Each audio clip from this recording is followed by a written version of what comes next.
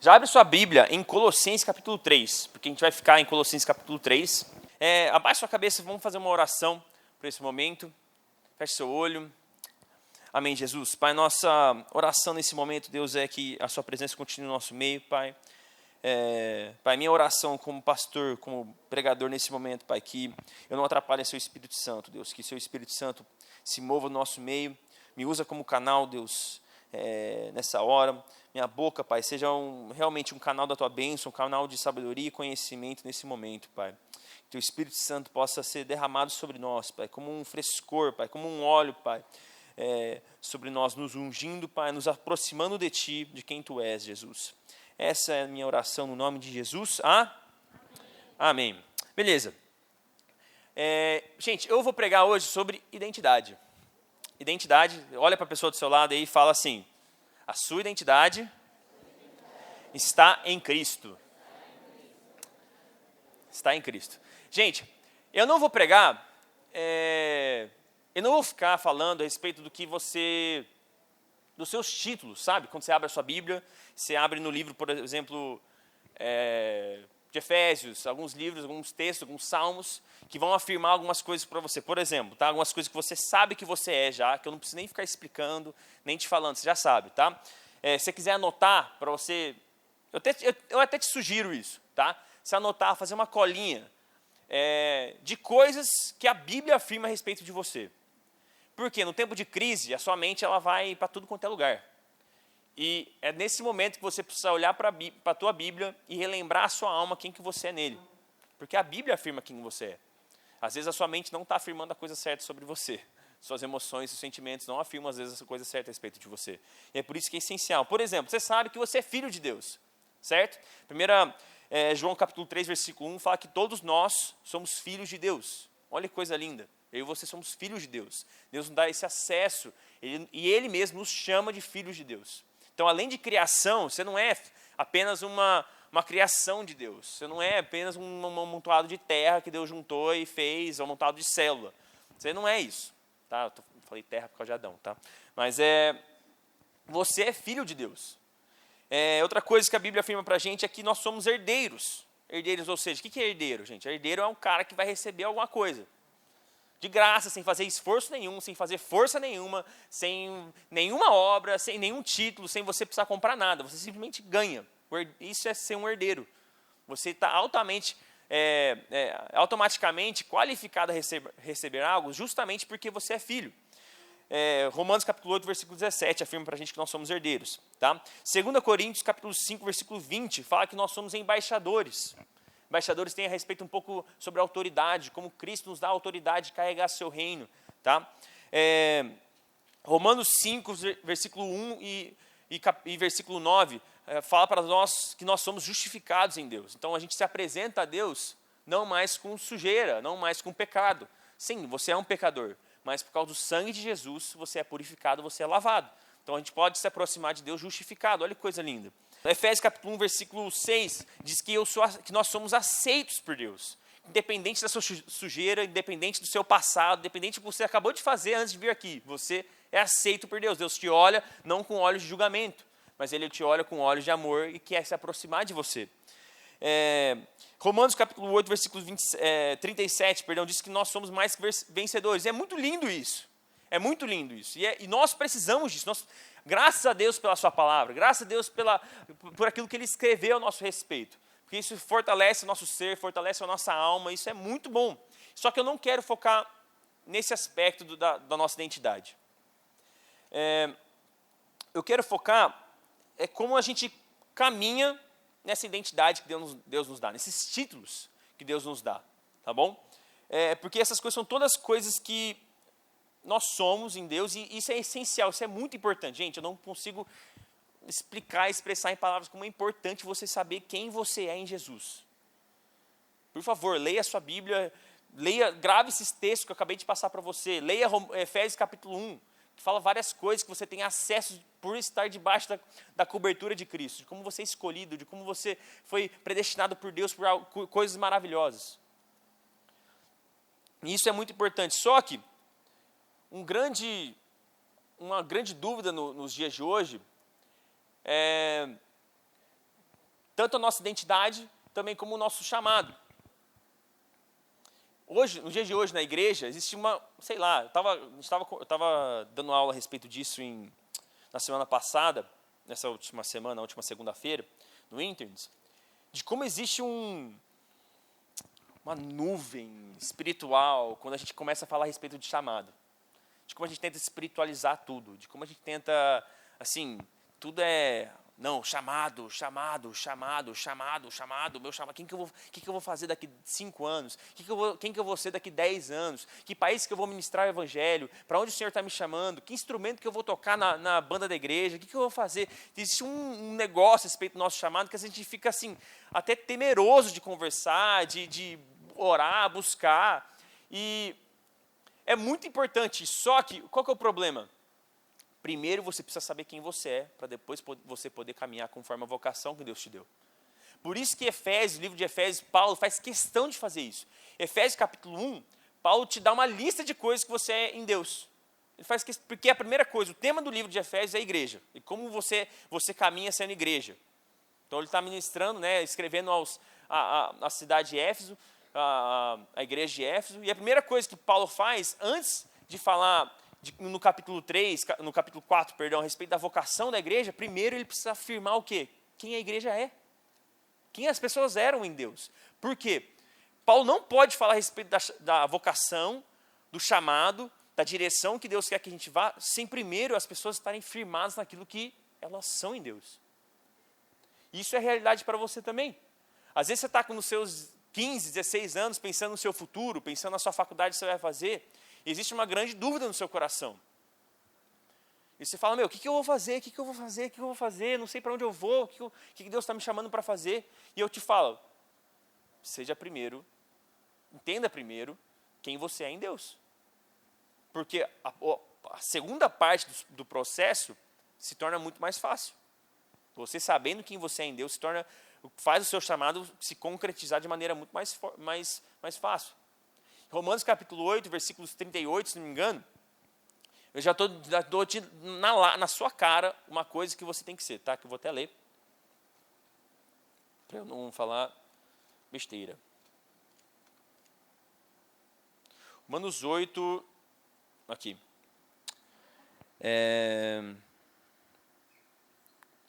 Romanos 8, versículos 28 e 29. Sabemos que Deus age em todas as coisas para o bem daqueles que o amam, dos que foram chamados de acordo com o seu propósito. Pois aqueles que de antemão conheceu, também os predestinou para serem conformes à imagem do seu Filho, a fim de que ele seja o primogênito entre muitos irmãos. Então, a primeira coisa a respeito do seu chamado é, você tem que ser uma imagem de Cristo aqui na terra. Se existe uma dúvida no seu coração a respeito do seu chamado, estou te dando na sua cara, Romanos capítulo 8, você tem que ler e entenda. Você é chamado para ser uma imagem de Cristo aqui na terra. Ser como Cristo aqui na terra. Sim, você não é perfeito, você é cheio de pecado, você vai pecar de novo na sua caminhada, só que você é chamado a resplandecer um pouco dessa luz de Cristo. Amém? Mas vamos voltar aqui então para a nossa parte. Por que é essencial a nossa identidade? Gente, começo do ministério de Jesus, Lucas capítulo 4, o que Satanás faz com Jesus?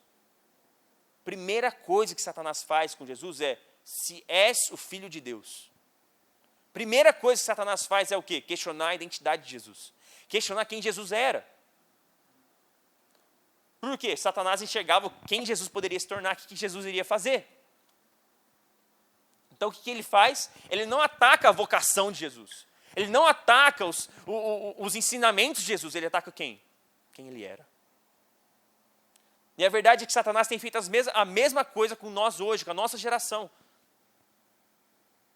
Às vezes ele não ataca, às vezes, o que você está fazendo, o seu chamado. Às vezes ele não fala que você é desqualificado para o chamado que Deus te deu, ele ataca quem você é. Porque ele sabe que ali está a raiz. Se ele ataca na raiz, a planta não vai crescer, não vai existir fruto. Vamos lá. Eu queria então te dar, vai comigo para Colossenses capítulo 3. Então eu queria te dar algumas chaves de como a gente caminha na identidade que Jesus nos dá. Então, como eu citei antes, Romanos, 1 João, a gente é filho, herdeiro, embaixador, justificado, propriedade, aceito, mais que vencedor. Como que a gente caminha conforme esses títulos que Deus nos garante? Acompanha comigo aí, Colossenses capítulo 3, versículos 1 ao 4. Tá bom? Não sei se todo mundo já abriu. Colossenses capítulo 3, 1 ao 4.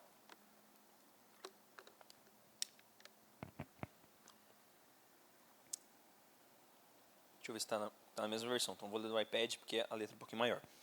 Vamos lá. Portanto, já que vocês ressuscitaram com Cristo, procurem as coisas que são do alto, onde Cristo está assentado à direita de Deus. Mantenham o pensamento nas coisas do alto, e não nas coisas terrenas, pois vocês morreram, e agora a sua vida está escondida com Cristo em Deus. Quando Cristo, que é a sua vida, for manifestado, então vocês também serão manifestados com Ele em glória. Amém? A gente vai ficar nesses versículos aqui, você não precisa ficar correndo para lá e para cá, tá? Deixa sua Bíblia aí marcada. Então, primeiro ponto que eu quero fazer com você é a gente precisa se identificar com Cristo. Tá bom? Anota aí. Precisamos nos identificar com Cristo. A primeira chave sobre esse ponto está no versículo 3, que diz assim: nós morremos com Cristo. O que significa morrer com Cristo?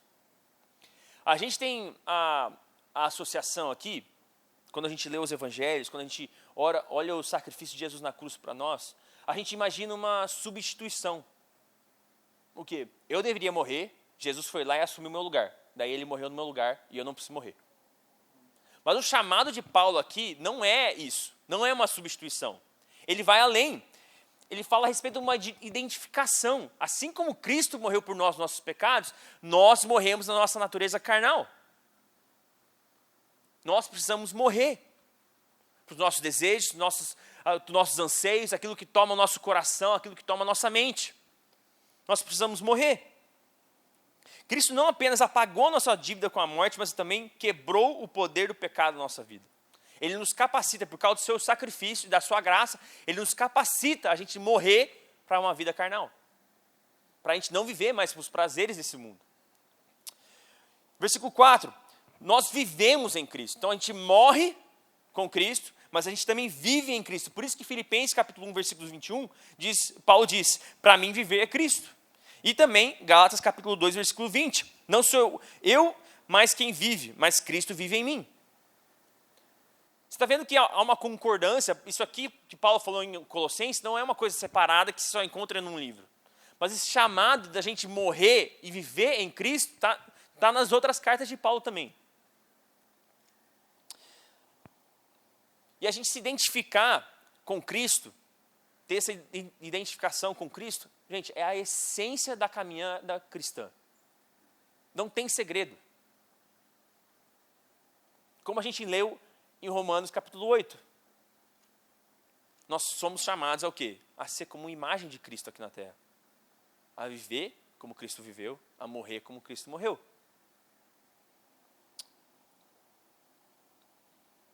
Olha isso aqui, olha como isso aqui é muito importante. Lucas capítulo 24, versículos 25 e 27, não precisa abrir, tá? Só anotem a referência. Não sei se você lembra da história. Lucas capítulo 24, gente, nesses versículos, é Jesus no caminho para Emaús. Quem lembra dessa história? Jesus está com 2 discípulos caminhando, e esses dois discípulos não identificam que é Jesus caminhando com eles. Tipo, eu acho que é um homem aleatório. Jesus conversando. Essa aqui é o final da conversa. Olha aqui. Então Jesus lhes disse: como vocês são tolos. Como custam a entender o que os profetas registraram nas Escrituras. Não percebem que era necessário que o Cristo sofresse essas coisas antes de entrar em sua glória? Então Jesus os conduziu por todos os escritos de Moisés e dos profetas, ele explicando o que as Escrituras diziam a respeito dele. Olha que lindo, Jesus Quando Satanás questiona Jesus, Lucas capítulo 4, o que ele faz? Ele não tira as ideias da telha dele. Ele cita o quê? Palavra. Quando a identidade de Cristo é criticada por Satanás, Satanás tenta desmanchar, desfazer a identidade de Cristo, ele corre para a palavra. E quando ele está tentando explicar quem ele é para os discípulos, o que ele veio fazer, o que ele faz também? Ele vai para a palavra. Daí eu e você, nos dias de hoje, a gente acha que a gente vai conseguir nos identificarmos com Cristo sem ler a palavra. Gente, não existe identificação com Cristo sem conhecer a Cristo. E como que você conhece Cristo? Lendo a sua história. Gente, revelação é muito importante. Paulo vai falar a respeito de uma revelação também, Efésios capítulo 1, versículos 13 e 14. Uma revelação de conhecimento e de sabedoria. A respeito de quem eles são em Cristo. Mas deixa eu fazer o primeiro passo que você pode dar antes de ver a revelação, lê a Bíblia. Leia a Bíblia. Leia quem foi Jesus. Leia quem você é. Você está com um problema de identificar da sua identidade, você não sabe quem você é. Leia a sua Bíblia. Leia em voz alta, reafirme quem eu sou em Cristo, quem nós somos em Cristo. Que Cristo chamou a fazer nessa terra. E o versículo 3, nós estamos escondidos com Cristo. O que essa expressão significa? Nós estamos escondidos com Cristo. Para explicar isso, eu quero contar para você uma história. Quando eu era pequeno, quando eu tinha uns 12, 13 anos, eu ganhei um relógio da minha mãe, dos meus pais, não lembro se foi de Natal ou de aniversário. Eu lembro aqueles Cássio aqueles Cássio bem, aquele simplão, que é massa pra caramba, que estava até entrando na moda de novo, assim, um tempinho atrás. Eu ganhei um daqueles. Quase certeza absoluta que era falso, mas tudo bem. Eu ganhei da minha mãe, né, meus pais, de aniversário ou de Natal, não lembro certinho, mas o que aconteceu? Eu fui no aniversário, e por cuidar demais, gostar demais desse relógio, eu fiquei com uma preocupação. Falei, vai que eu quebro o relógio, vai que eu caio em cima do relógio, sei lá. Estava jogando numa quadra, né? Pode acontecer qualquer coisa, sou meio azarado. Eu peguei o relógio, deixei o relógio de lado. Falei, depois eu pego, acabou o jogo, eu pego. O que aconteceu? André, 12 anos, bem inteligente. Desculpa você que tem 12 anos, você vai ficar mais inteligente. Amém. O que eu fiz? Eu deixei o relógio lá. Passou algumas, sei lá, uma hora e meia depois, eu me toquei. Falei, putz, meu relógio, preciso voltar, tomar uma bronca da minha mãe. Cheguei lá procurando o relógio, fiquei procurando o relógio. Daí eu escuto de um amigo, fulano pegou e deixou com seu pai. O que aconteceu? Eu parei de procurar o relógio e comecei a procurar meu pai. Porque eu sabia que o meu relógio estava com meu pai. E às vezes, qual que é a aplicação que eu quero fazer para você aqui? A verdade é que às vezes você está procurando um relógio na sua vida. Você está procurando uma solução, a sua identidade nas coisas. Em vez de você estar correndo, a verdade é que você tem que estar correndo atrás de uma pessoa, não de coisas. Quem vai te dizer quem você é Jesus. Além de te dar o relógio, ele vai te dar muito mais.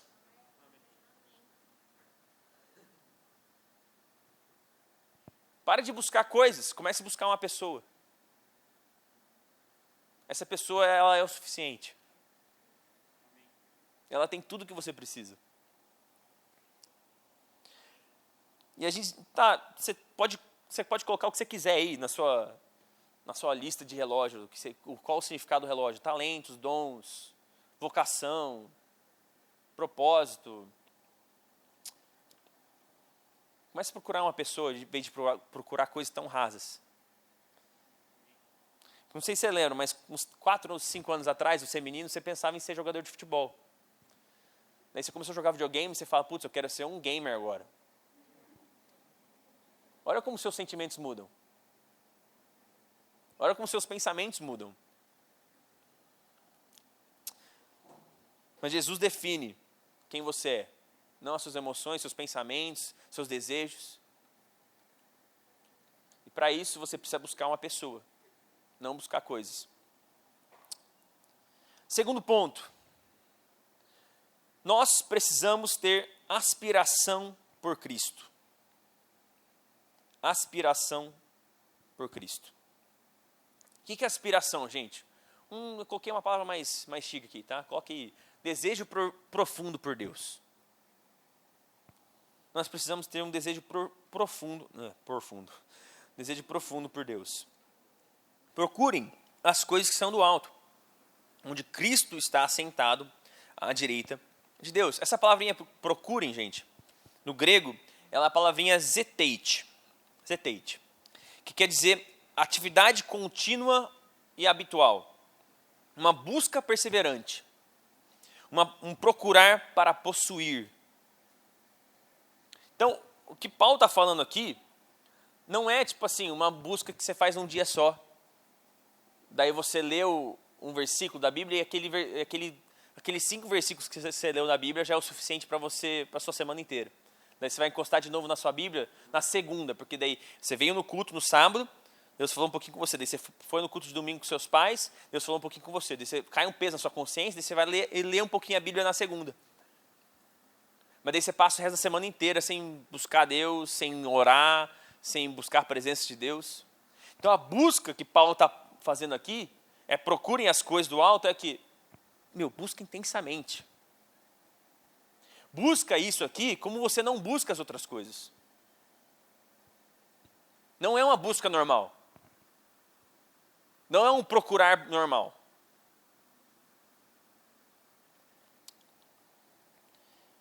Olha o que o versículo 2 diz para a gente. Mantenham o pensamento também nas coisas do alto, e não nas coisas terrenas. Estava lendo um comentário bíblico a respeito desse texto, e olha o que esse teólogo aqui, que você provavelmente não vai conhecer, ele diz assim, o nome dele é Ralph Martin, se você está curioso. Olha o que ele diz a respeito desse versículo. Manter o pensamento, que é essa expressão aqui no começo do versículo, significa muito mais do que um exercício mental. É ter pouco a ver, acho que está errado aqui o português que eu escrevi, e tem pouco a ver com o estado emocional de uma pessoa. Sua esfera é muito mais aquela da motivação, na medida em que um motivo determina uma linha de ação e a conduta de uma pessoa.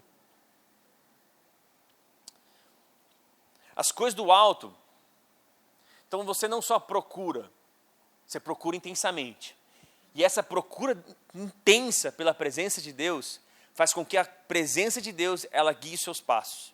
Ela guia de forma diária o que você faz, o que você não faz, para onde você vai, para onde você não vai, o que você escuta, o que você não escuta, que filme você assiste, que lugar você vai, que festa que você vai, com que amigos que você passa tempo. Essa é a influência que a presença de Deus ela tem que ter na nossa vida. Porque você se identifica com Cristo e não com as festas que você vai. Você se identifica com o que Cristo diz a seu respeito, não o que as pessoas dizem a seu respeito. Então, você ir ou não ir numa festa, tanto faz. Você não está nem aí para a opinião das pessoas. Porque o que importa é a opinião de Jesus. E a opinião de Jesus, ele já falou o que ele pensa sobre você. Existe uma tremenda inversão de valores nos dias de hoje. O que tem valor hoje, ter seu carro, ter cursado faculdade, ter um bom emprego.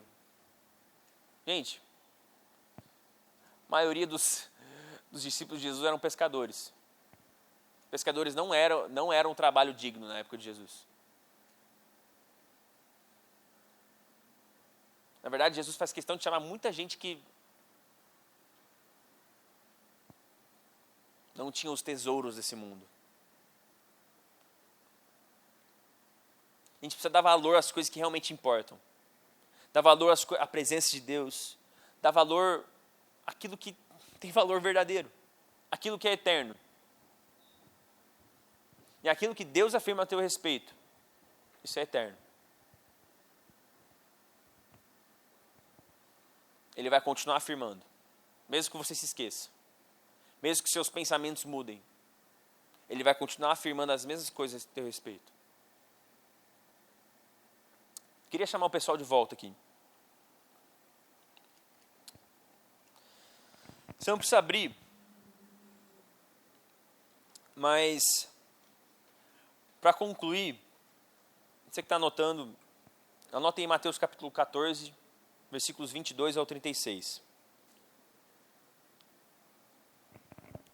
Presta atenção em mim aqui, tá? Não presta atenção neles, não.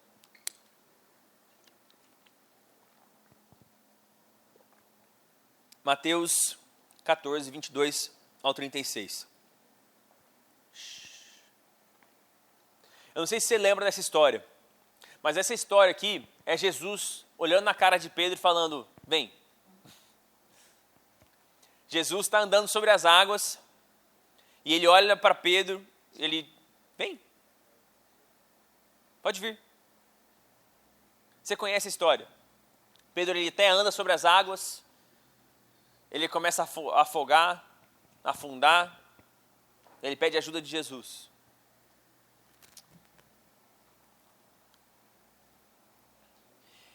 E a pergunta que eu te faço é, será que faltava fé no coração de Pedro?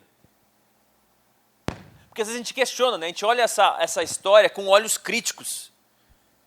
Ah, Pedro afundou, olha, falta de fé. E o próprio Jesus, ele também afirma isso. Mas que tipo de fé faltava no coração de Pedro? A fé em Jesus? Para pensar aqui. Pedro andou nas águas. Ele aceitou o vem de Jesus. Ele aceitou, beleza, vou andar nas águas.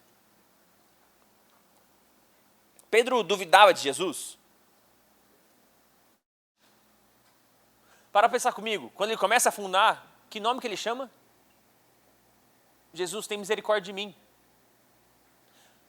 A dúvida de Pedro, a falta de fé no coração de Pedro, não era em Jesus. Em quem Jesus era, o que Jesus podia fazer. Pelo contrário, ele aceita o desafio de caminhar nas águas. Depois, quando ele começa a afundar, ele recorre a Jesus, porque ele sabia que o nome de Jesus, o Jesus tinha poder para tirar ele da água. A falta de fé no coração de Pedro não era em Jesus, mas era a respeito dele mesmo. Ele olhava para a situação e falava, Jesus é digno de andar sobre as águas, eu não sou digno.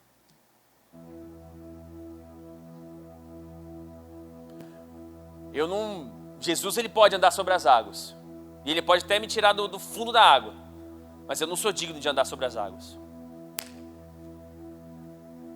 Sendo que o chamado de Jesus para Pedro é, Pedro, anda comigo sobre as águas. E a falta de fé começou a tomar conta do coração de Pedro. Não a falta de fé em Jesus, mas a falta de fé nele mesmo. Naquilo que Jesus queria fazer através dele.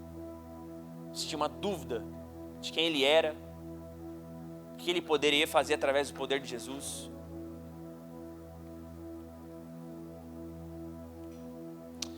E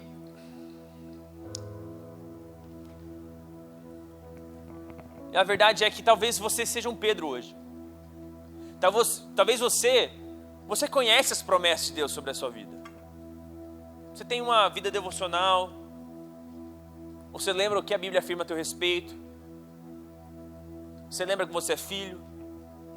Você lembra que você é escolhido? Você lembra que Deus te ama? Mas você olha para você mesmo e fala, eu não sou digno. Você olha para você mesmo e você fala, mas eu que acabei de fazer isso aqui ontem.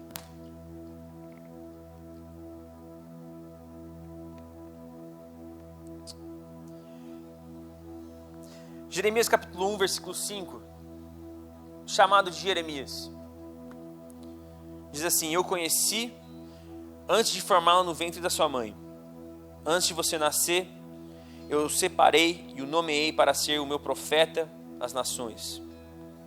Retira essa expressão aqui, o meu profeta às nações, porque o resto do versículo aqui é para mim e para você, para qualquer outra pessoa, porque o nosso Deus ele é um Deus pessoal,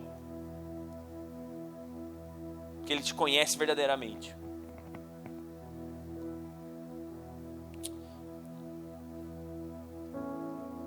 Antes da gente exercer a nossa vocação, a gente precisa primeiro firmar e estar firmado naquilo que Jesus diz ao nosso respeito. As verdades bíblicas a seu respeito, elas precisam estar firmadas no seu coração. Senão as coisas não vão fluir. Não vão fluir, porque a dúvida vai tomar conta do seu coração. E o lindo da Bíblia é o quê? Você pode conhecer Cristo a cada dia mais. Porque a verdade é que falta espaço nessa cabecinha nossa aqui para entender a plenitude de quem é Cristo. Por isso que a caminhada cristã é o quê? Uma caminhada de todos os dias conhecer Cristo um pouco mais.